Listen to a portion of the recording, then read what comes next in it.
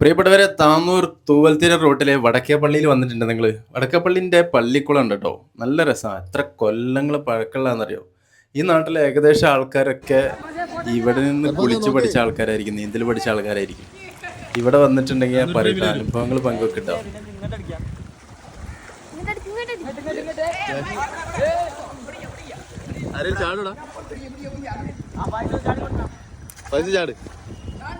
ചാട് ചാട് ചാട്.